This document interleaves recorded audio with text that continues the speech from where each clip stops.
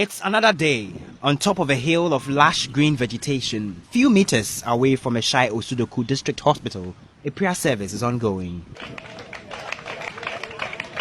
That's just one of many prayer camps and religious centers which have sprung up around the hospital in the last few years. Prayer camps should not be a worry, but hospital authorities say religious leaders are encouraging pregnant women to abandon medical attention for spiritual help.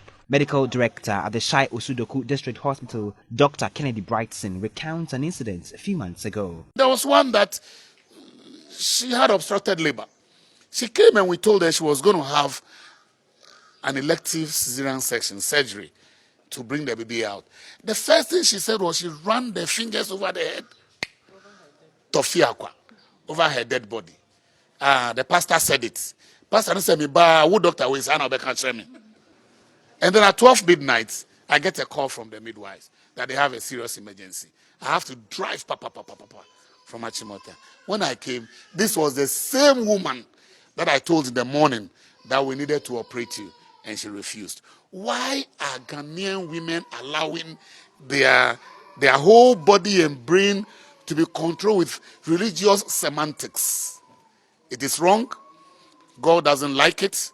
That is just one of many cases. Dr. Brightson is outraged people still get brainwashed against visiting the hospitals. This is a result. Many pregnant women, some in labor, showing up at the hospital at a time their condition is nearly unsalvageable. There are other people who from their homes or from elsewhere are taken to the prayer camps first for prayers to be offered for, the casting of the demons and all kind of devilish things to come out of them before they are brought here, And by so doing, they come to us practically dead. When you come to us practically dead, it becomes very difficult to resuscitate you and bring you back to life.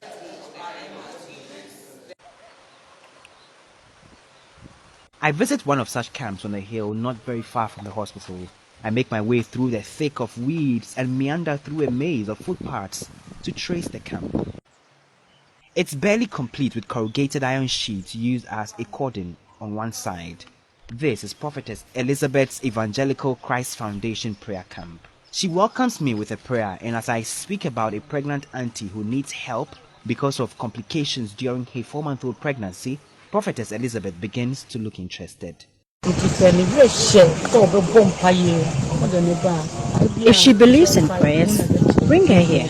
Bring her from the hospital and we'll embark on an intensive prayer session. I was curious about how much she would charge, but she told me her services are free. We do not charge clients here. Just let her come with things she will need for the next 7 days. With her faith, we'll pray and top it up with some herbal medicines. Before I leave, she shares another prayer with me and directs my pregnant auntie to read Psalm chapter 86 before I bring her to the camp the next day. It's the one who planted the fetus in her womb. He will heal her in no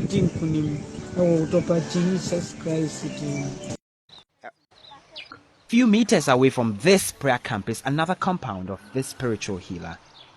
There was nobody there at the time of our visit, but his poster speaks for him, professing that he heals all sorts of illnesses, including pregnancy complications.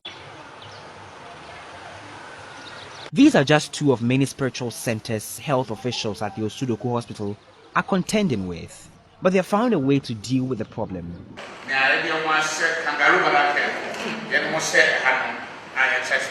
It's one of those days where a pregnancy school session is underway, and at least 50 pregnant women are being taught something about hygiene and healthy diets. A pregnant woman who is having convulsions, This is one of the ways the hospital is looking to dealing with the problem. We have been taught how to maintain good health and personal hygiene. This intervention aside, Dr. Brightson says reaching out to these prayer camp controllers and preachers is another step they are considering. We need to do some collaborative work, which we have started. We need to get to the prayer camps. We need to involve them. We need to educate them. Sometimes they do this because they also lack knowledge. Well, this is the reality playing out here, and it may be difficult to resolve, especially because of freedom of belief and religion. According to the Director General of the Ghana Health Service, Dr. Anthony Nsiasare, in 2018, 9% of women died from maternal health complications in the northern zone visited prayer camps, while 20% died in the middle zone. Another 26% died from maternal health-related complications in the southern zone as a result of visiting these prayer camps. With the SDGs Goal 3 aiming to reduce global maternal mortality ratio to less than 70 per 100,000 live births, and also to end preventable deaths of newborns and children under 5 years of age, there fears these may remain lofty goals Ghana may struggle to achieve. Komla Adom, Joy News, Dodowa.